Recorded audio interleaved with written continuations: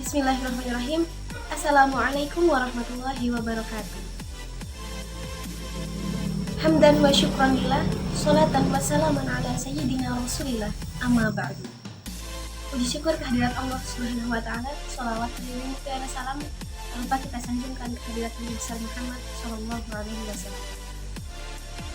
Baiklah teman-teman semua, sebelum melanjut ke materi, di sini saya akan memperkenalkan diri terlebih dahulu.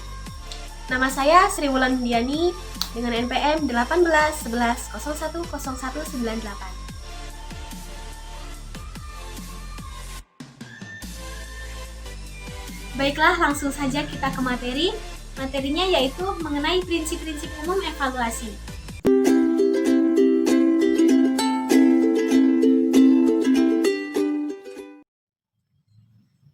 Untuk mendapatkan hasil evaluasi yang baik, maka kita perlu memperhatikan prinsip-prinsip dalam evaluasi itu sendiri. Dalam hal ini, ada 5 prinsip yang harus kita perhatikan. Yang pertama, prinsip kontinuitas. Yang kedua, prinsip komprehensif. Yang ketiga, prinsip objektivitas. Yang keempat, prinsip kooperatif. Dan yang terakhir, prinsip praktis. Baiklah, selanjutnya kita akan bahas satu persatu tentang prinsip itu. Untuk prinsip yang pertama, kontinuitas.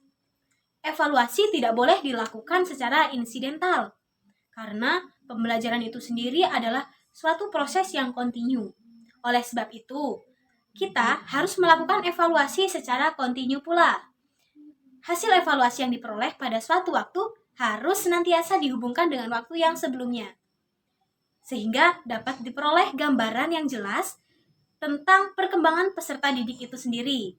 Dan perkembangan belajar peserta didik dapat dilihat dari dimensi produk saja, tetapi juga dari dimensi proses, bahkan juga dari dimensi perkembangan peserta didik itu.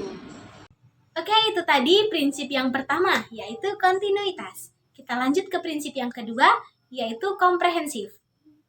Nah, dalam melakukan evaluasi terhadap suatu objek, kita harus mengambil seluruh objek itu sebagai bahan evaluasi.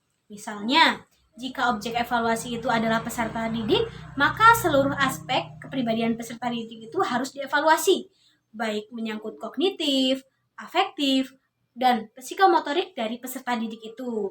Begitu juga dengan objek-objek evaluasi yang lain. Oke, menuju prinsip yang ketiga, yaitu adil dan objektif.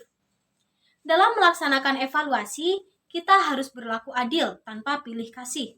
Semua peserta didik harus diperlakukan sama, tanpa pandang bulu.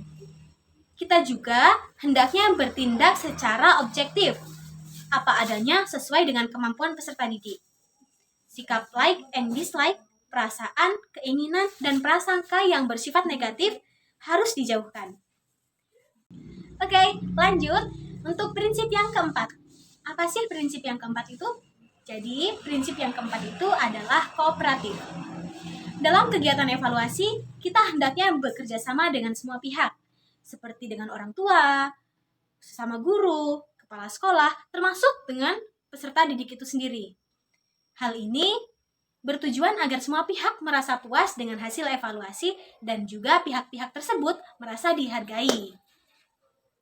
Selanjutnya, prinsip yang terakhir yaitu prinsip praktis.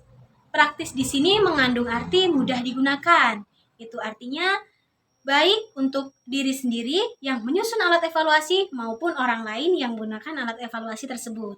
Untuk itu, kita harus memperhatikan bahasa serta petunjuk mengerjakan soal agar mempermudah baik peserta didik maupun pendidiknya. Nah, itu tadi beberapa prinsip untuk melakukan evaluasi agar menghasilkan evaluasi yang baik dan sesuai dengan apa yang diinginkan. Nah, oke, itulah sedikit video dari saya, semoga bermanfaat. Apabila ada salah-salah kata saya mohon maaf, dan kepada Allah saya mohon ampun. Wallahul muwaffiq ila aqwamit thoriq. Ihdinas siratal mustaqim. Wassalamualaikum warahmatullahi wabarakatuh.